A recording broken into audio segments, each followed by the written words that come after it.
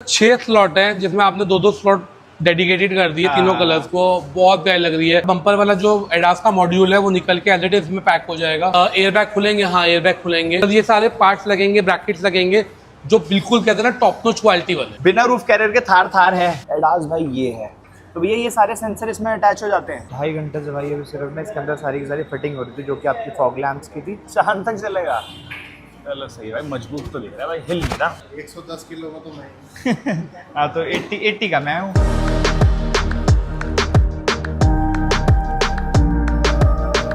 यही रीज़न था कि मैं गाड़ी पहले रैप नहीं कराना चाह रहा था। फ्लैग ऑफ के 1-2 दिन पहले ही रैप होके आती ना तो ठीक था भाई। गुड़गांव का मौसम ऐसा हो रखा है आजकल, मैं बता नहीं सकता भाई। हर जगह कीचड़, स्लश, बारिश, आंधी, तूफान।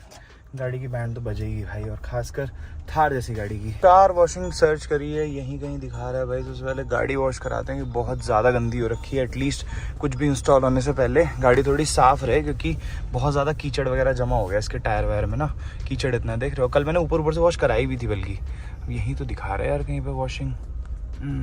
फिलहाल मौसम थोड़ा ठीक है गुड़गांव में, और यही मैं चाहता हूँ कि एटलीस्ट आंधी तूफान बारिश 1-2 दिन के लिए थम जाए ताकि मेरा फ्लैग ऑफ ठीक से हो पाए। रीजन बीइंग पिछले 2-3 दिन से गुड़गांव में भयंकर बारिश हो रही है, जिसकी वजह से मुझे लग रहा था फ्लैग ऑफ हो भी पाएगा तमीज से कि नहीं हो पाएगा।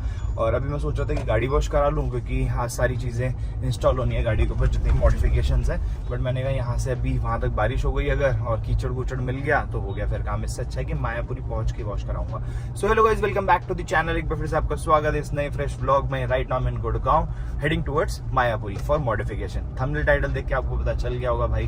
होपफुली मैंने गाड़ी भी लगा दी होगी। अभी 1-2 चीजें पेंडिंग है जो ऑर्डर में, तो वो शायद से 2-4 दिन बाद लगेंगी। बट आज मेजर मॉडिफिकेशन जो थार में हो रही है ना इस ट्रिप के लिए, वो आपको इस ब्लॉग में देखने के लिए मिल जाएगी। फिलहाल मैं पिक करने आया हूँ सोहम को। उसको कॉल किया था मैंने, वो भी फ्री था। मैंने कहा भाई तू भी चल ले, थोड़ी हेल्प हो जाएगी मेरी शूट में। तो वो भी जा रहा है साथ में, और साथ ही साथ मुझे आज घर भी जाना है एक बार। मैं 1 हफ्ते से घर नहीं गया हूँ, मुझे 2-4 चीज़ें उठानी है। वहाँ से नंबर प्लेट भी आ चुकी है इसकी, जैसे कि आपको बताया था मैंने 3-4 ब्लॉक पहले। बट वो घर पे ही है तब से, ठीक है। तो वो भी लेके आनी है मेरे को, इंस्टॉल करानी है नंबर प्लेट। और भी 2-4 सामान लेने हैं फ्लैग ऑफ से रिलेटेड, क्योंकि अब जा नहीं पाऊंगा मैं फ्लैग ऑफ से पहले घर पे।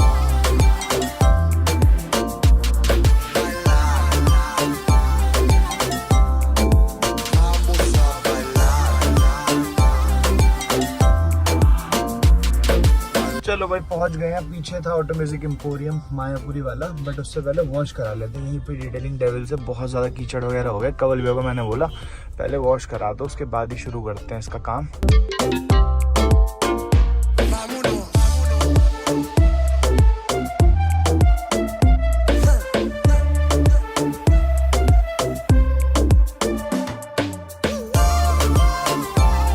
गाड़ी हो गई है भाई नीट एंड क्लीन। अब इसके ऊपर मॉडिफिकेशन की शुरुआत कर सकते हैं। बट मॉडिफिकेशन शुरू करने से पहले मिलते हैं अपने कमल भैया से। कैसे हो भैया? बढ़िया भैया, welcome to Automatic Emporium. Thank you भैया, थैंक यू सो मच। कैसी लग रही है रैपिंग? भैया बहुत प्यारी लग रही है। मतलब ओवरऑल जो आपने पीपीएफ कराई, उसके ऊपर रैप कराया, स्टिकरिंग की, बहुत प्यारी लग रही है।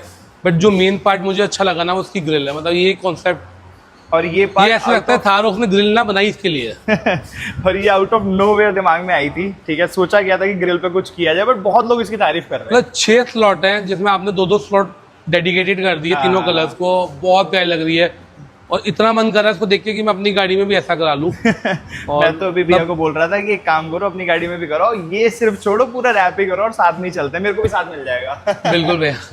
ठीक है, तो फिलहाल भैया क्या क्या कर सकते हैं उसके ऊपर, क्योंकि मैंने सोचा था कि जब फ्लैग ऑफ होगा या फिर जब मैं निकलने वाला हूँ उसके 1 हफ्ते पहले सीधा आपके पास आऊंगा। हाँ जी। आपको जो जो इंस्टॉल करना है आप बताओ, क्या कैसे इसको मैं थोड़ा मजबूत बना सकता हूँ। भैया गाड़ी ना महिंद्रा की बहुत मजबूत है, कोई इशू नहीं है, कोई दिक्कत नहीं है। बट जो सबसे वीकेस्ट पार्ट की बात करूंगा ना, वो आपका एक फ्रंट बम्पर है और रियर बम्पर है। अगर आप देखो तो ऑलरेडी आपके फ्रंट बम्पर पे यहाँ पे लगी हुई है, ठीक है ना, जिससे आपका सेंसर भी अंदर घुस गया है। और यहाँ से बम्पर डैमेज हो चुका हुआ है। अगर हल्का सा और प्रेशर से लगता ना, ये बम्पर ही टूट जाता। अच्छा, बम्पर टूट चुका है, टूट गया है, ये देखो ये हो रखा है, बम्पर टूट गया कि इस पे ना, हाँ, ये हल्का सा भी टच होने से ना यहाँ से टूट जाता है या यहाँ से टूट जाता है। और आप जैसे ऑन द वे हो, आप अब जाओगे 200 दिनों के लिए जाओगे, 300 दिनों के लिए जाओगे, तो आप वापस आ नहीं सकते बम्पर लगवाने के लिए। और स्पेशली आप बम्पर मंगाओगे तो बहुत महंगा पड़ जाएगा। सही बात है। प्लस उसके बाद भी लग गया फिर टूट जाएगा। तो सबसे पहले तो इसमें हम लोग प्रोमैन का बम्पर लगाएंगे। ठीक है। अपनी गाड़ी X5L है, तो उसमें एडास कंपनी से लग के आता है। तो सबसे पहले तो हम प्रोमैन का बम्पर लगाएंगे। मेटल बम्पर आता है ये, specially made for Thar rocks, और ये एडास कंपैटिबल है।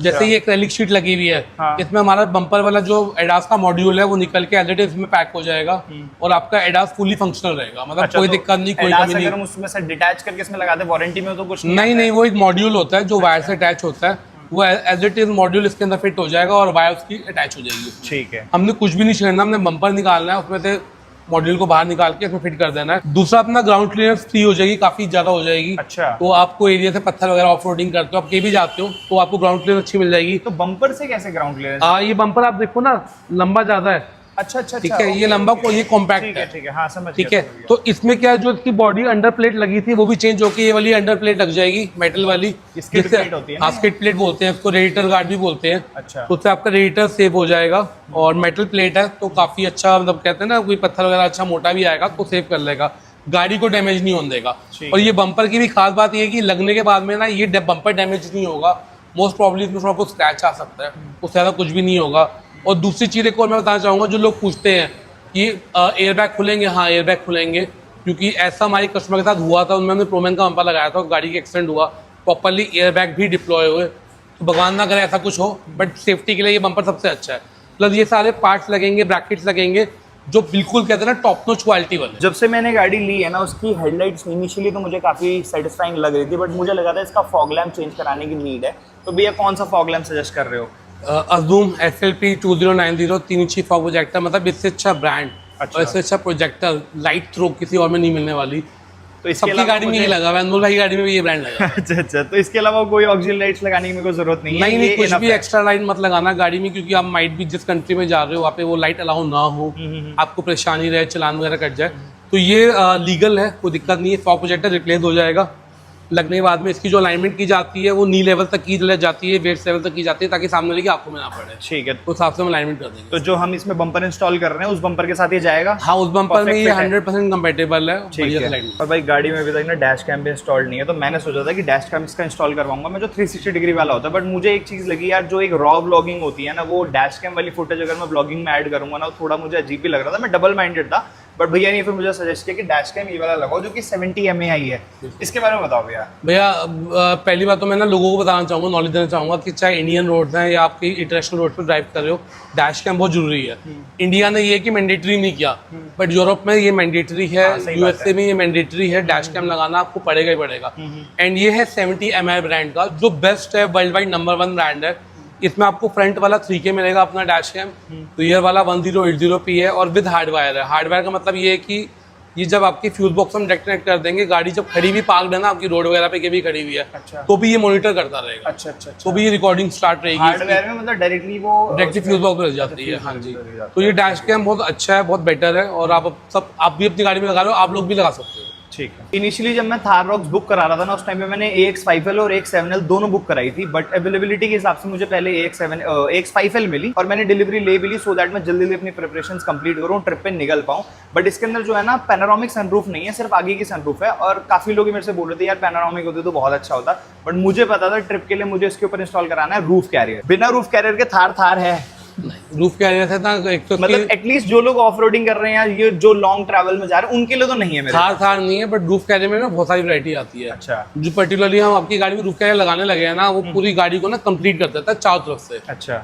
बहुत वैरायटी आती है, बहुत डिजाइन आते हैं, बट वो जो लगा रहे हैं हम आपकी दी बेस्ट होने वाला है, नंबर 1 होने वाला है। तो रूफ कैरियर का काम तो करेगा, लगेज है आपका, जेरी कैन आप रख सकते हो, प्लस स्पॉइलर का काम भी करेगा, उसमें लाइट भी लगी होती है।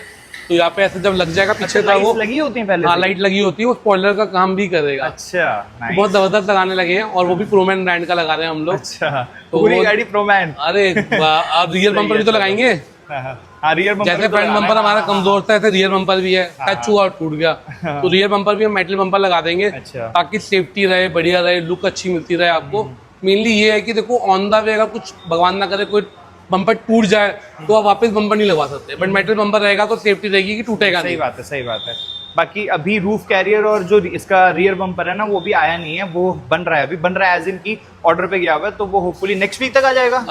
4-5 दिन में अवेलेबल हो जाएगा, फिर हम आपके जाने से पहले लगा देंगे। हाँ, जाने से पहले ही चाहिए, वही मैं कह रहा हूँ। तो वही है, नेक्स्ट वीक एंड में, मतलब मेरे को नेक्स्ट वीक खत्म होने के टाइम पे मुझे निकलना, तो उससे पहले पहले वो भी आके मैं इंस्टॉल करा लूंगा।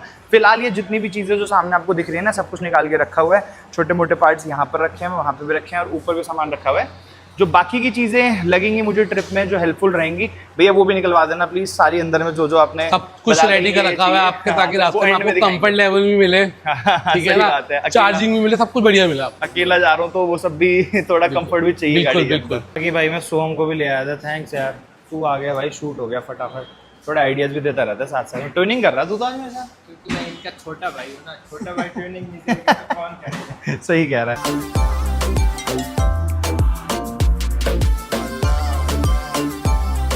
फिलहाल फ्रंट बम्पर खोल दिया है और भैया अभी सारी चीज़ें इसमें फिट कर रहे हैं। जो अपना प्रोमैन का मेटल बम्पर है जो एडास सपोर्टिव है, जैसा कि भैया ने बताया था। एडास भाई ये है, तो भैया ये सारे सेंसर इसमें अटैच हो जाते हैं। अच्छा अच्छा अच्छा अच्छा, सही है, ठीक है। इसके अलावा जो ये फॉग लैम्प्स है भाई, फॉग लैम्प्स एकदम फिटिंग के हैं, जो कि अपने फॉग लैम्प्स इधर और उधर फिट हो जाएंगे। उसके बाद ये पूरा बम्पर उठा के लगा दिया जाएगा और सारी वायरिंग कनेक्ट कर देंगे। 2.5 घंटे से भाई अभी सिर्फ में इसके अंदर सारी की सारी फिटिंग हो रही थी, जो कि आपकी फॉग लैम्प्स की थी और एडास का जो पूरा मॉड्यूल सेटअप होना ना, जो कि यहाँ पर है देखो, जो आपको ब्राउन कलर का दिख रहा है, इसके पीछे एडास का मॉड्यूल सेटअप है। भैया बता रहे थे जो एडास मॉड्यूल गाड़ी के अंदर होता है उसको निकाल के इस बम्पर में फिट कर देते हैं, जिससे कि एडास सेंस कर लेता है अगर कुछ भी मिसहैपनिंग या फिर एक्सीडेंट वगैरह होता है तो। फाइनली भाई बम्पर हो चुका है अपना इंस्टॉल्ड। ठीक है भैया, बढ़िया मजबूती हुई है ना सर अभी खड़े होकर आपको दिखाएंगे, इसके ऊपर खड़े होकर दिखाएंगे, चल जाएगा अमेरिका तक, चांद तक चलेगा। चलो सही है भाई, मजबूत तो दिख रहा है भाई, हिल नहीं रहा इधर से उधर। इसकी फिटिंग में ज़्यादा टाइम लगता है मुझे लग रहा है ना, मतलब खोल के जब इसके अंदर आप फॉग लैम्प्स वगैरह फिट करते हो, बाकी फिटिंग में तो इतना लगा नहीं, मतलब उसमें भी लगा बट उसके कंपैरिजन में कम लगा। हाँ हाँ, ये देखो यहाँ लटक रही है तार, इसको भी फिट कर देना। अच्छा अच्छा, ऊपर कर दोगे, सही है भाई। और ये वाली जो प्लेट है इसके ऊपर कुछ नहीं आएगा ना? नहीं ये उतरेगा, ये उतर जाएगा और ये खाली रहेगी ऐसे ही, ये एडास है इसके पीछे। सही है भाई। अच्छा अच्छा, थोड़ा प्लेन प्लेन सा दिख रहा है बट ठीक है भाई। ये देखो भाई, मजबूती का टेस्ट है। अच्छा, दो लोग बैठ जाएं, पकड़िए। अच्छा जी, खड़ा नहीं होगा भाई, भाई सही है, मजबूत तो है भाई, बढ़िया भैया, बहुत बढ़िया।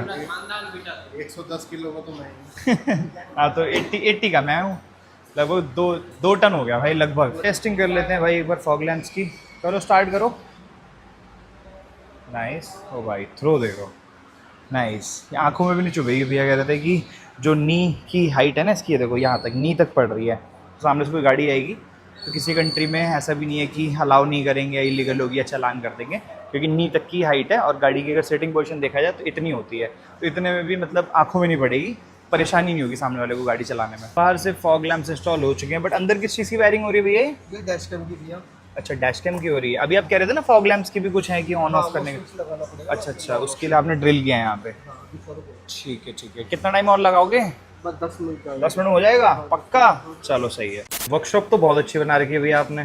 थैंक यू यार। करोल बाग वाले पे गया था मैं एक बार, बट उस टाइम पे आप नहीं थे, जब लंदन टाइम पे मॉडिफिकेशन कराने गए। अच्छा। बट ये काफी अच्छी है, मतलब आने के लिए बहुत कन्वीनियंट है लोगों के लिए। यहाँ पे मेनली ना हमारा मेन पर्पस ये था कि गाड़ियाँ अंदर आए, वर्कशॉप में अंदर काम हो सके, एक अच्छा सीटिंग एरिया मिल जाए, साफ सुथरा काम हो और सबसे जो भी कस्टमर आए सब सेटिस्फाइड होके जाए। ये बहुत ज्यादा मतलब हमारी क्राइटेरिया बहुत अच्छी बनाई है अपने वर्कशॉप। बाकी प्राइसेस बता दो भैया, जो इंस्टॉल हुआ है अभी तक। भैया bumper is around like 40,000 rupees जो फ्रंट बम्पर लगाया हमने, एंड रियर बम्पर जो है वो है अराउंड 45,000 एंड कैरियर जो है वो 48,000 का है हमारा। एंड ये बेस्ट क्वालिटी है, बेस्ट ब्रांड है जो मार्केट में अवेलेबल है। आपको इसके अलावा कोई भी ब्रांड का आप कुछ भी उठा लो, ये फिनिशिंग आपको ये क्वालिटी नहीं मिलने वाली। डैश कैम 16,000 रुपीज़ का है, 14,000 रुपये का डैश कैम है, 2,000 रुपये की हार्ड वायर है। इसके अलावा हमने फॉग प्रोजेक्टर लगाया जूम का 2090, उसका जो प्राइस है दैट इज 15,000 रुपीज़, 15,000 रुपये। बाकी ट्रिप के लिए ये सारी चीजें भी मैंने ले ली हैं। एक टायर इन्फ्लेटर लिया है जो कि अपना हाइपरसोनिक है, बढ़िया काम करता है ये, अच्छा काम करेगा हेवी टायर्स के लिए। मेमोरी फॉर्म कुशन है ये ऑटो फॉर्म का। एक मेमोरी फॉर्म कुशन ले लिया, ये नेक रेस्ट है, बाकी ये अपने Four जो सामने अपनी विंडशील्ड पे लग जाएंगे। बाकी आपको अपनी किसी भी गाड़ी में मॉडिफिकेशन करानी हो, स्पेसिफिकली थार की बात करूं अगर मैं, उसके अलावा कोई भी व्हीकल अगर आपके पास है तो आप विजिट कर सकते हो भाई ऑटो म्यूजिक एम्पोरियम, जो कि अब मायापुरी में भी है। मायापुरी भी है, करोलबाग भी है, एंड एक हमारा डिटेनिंग डेविल्स भी है, वहाँ पे भी आ सकते हैं। हाँ, वहाँ पर भी आप आ सकते। ठीक है भैया, Thank thank you you so भाई, मच। thanks for coming. बाकी की जो चीजें बची हैं वो थर्सडे, वेडनेसडे या थर्सडे, ठीक है? Done, done. चलो भाई निकला जाए, बहुत लेट हो गए, गुड़गांव पहुंचना है मेरे को। लगभग 1 घंटे के अंदर, जो कि इम्पॉसिबल। उससे पहले मुझे छोड़ना है सोहम को। मयंक भी आ गया है, मिलवाता हूँ, ठीक है, क्योंकि आज है क्रिकेट का प्लान और क्रिकेट के लिए लगभग 9 बजे तक हमको पहुँचना था ग्राउंड तक, जो कि मुझे इम्पॉसिबल लग रहा है। तो भाई अपना टो माउंट भी आ गया, ठीक है भैया, थैंक यू सो मच। मिलते हैं थर्सडे को, फ्लैग ऑफ में भी आना है, ऑफिशियल इन्विटेशन भेज दूंगा। The next day. गाड़ी बहुत ज़्यादा गंदी हो रखी है भाई। बहुत अच्छा है, बारिश हो गई थी, ओ बारिश हो गई थी तो आगे से थोड़ी साफ़ है, फिर इसको वॉश करा लेंगे। कैसी लगी? फ़िलहाल मैं जा रहा हूँ इंश्योरेंस ऑफिस, क्योंकि जो एक लेटर फंसा हुआ था ना इतने टाइम से, जो कोर्ट से आना था, वो आ गया है, ठीक है। तो वो सबमिट करना है मेरे को वहाँ पे, और फिर इंश्योरेंस अमाउंट लेना है। भाई 6 महीने हो चुके हैं, अभी तक इंश्योरेंस अमाउंट नहीं आया, सोचो। चलो भाई निकल गए हैं। लोकेशन मैंने लगा लिया रानी बाग की। रानी बाग में टाटा AIG का ऑफिस है। जो मेरा इंश्योरेंस था वो क्या कहते हैं, टाटा AIG से। तक मुझे लग रहा था कि मुझे जैन एसोसिएट्स जाना है, जो मेडिएटर थे बेसिकली मेरे और इंश्योरेंस कंपनी के बीच में, जिन्होंने मेरी पूरी प्रोसेसिंग करवाई थी और जहाँ से सर्वेयर आया था मेरे को। बट उनको मैंने कॉल किया भी कि मेरा NTR आ चुका है, जो नॉन ट्रेसेबल रिपोर्ट होती है, जो कोर्ट से आती है, वो आ गई थी 3-4 दिन पहले, बट मैं सबमिट नहीं कर पा रहा था, बाकी सारे डॉक्यूमेंट्स अरेंज कर रहा था, ठीक है। तो उनसे पूछा तो वो कह रहे आपको टाटा AIG ही जाना पड़ेगा, वहीं पर सारा सबमिशन होगा, हमने आपकी फाइल प्रोसेस कर दी है यहाँ से।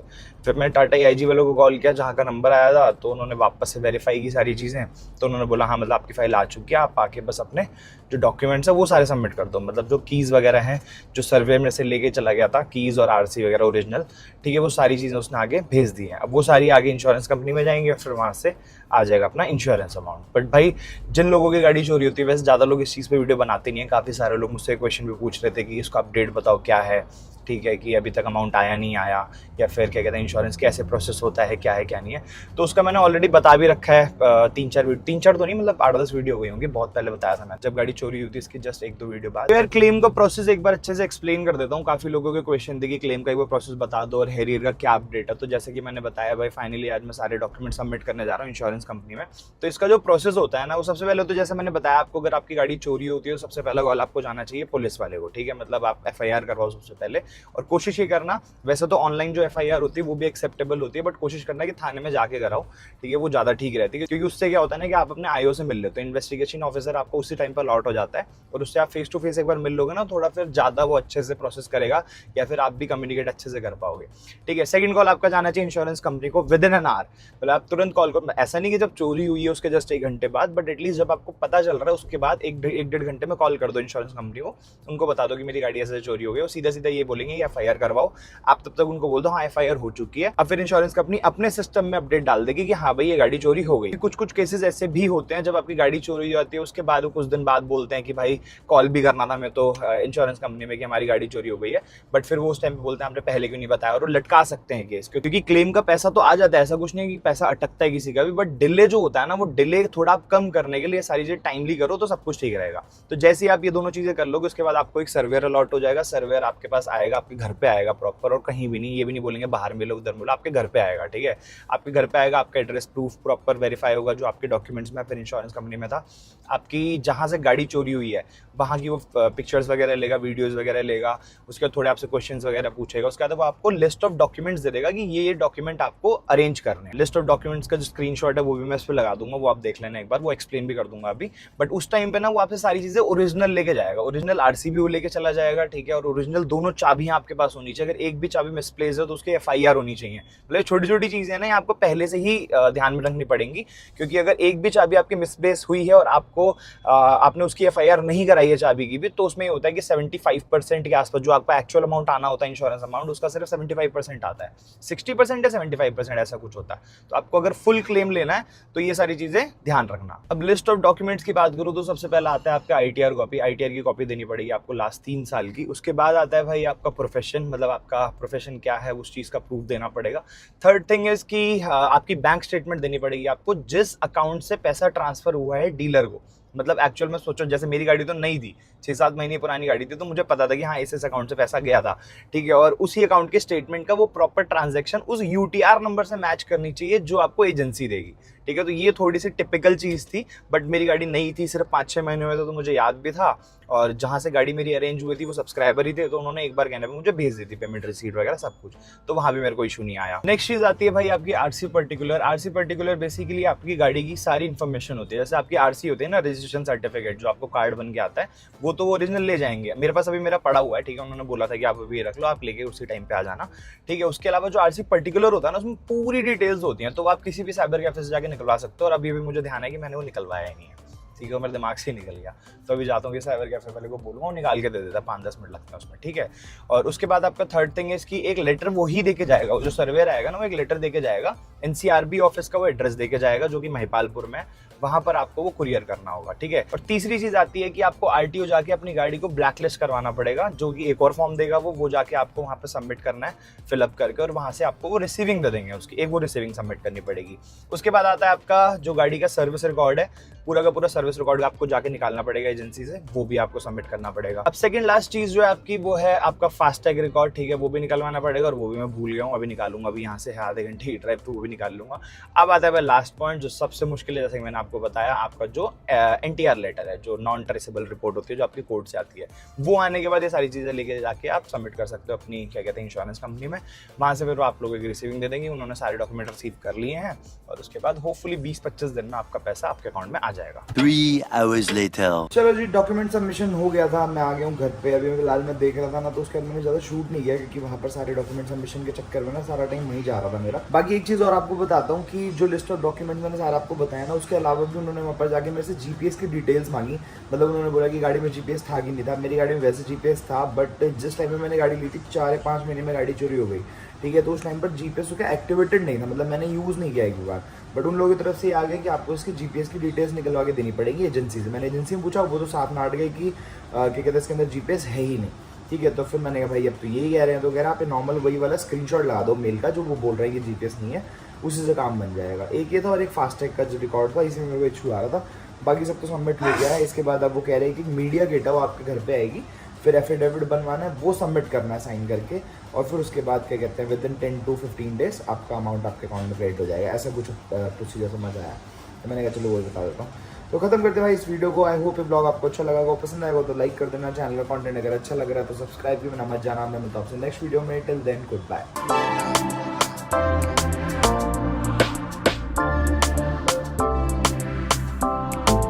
Vamos a bailar.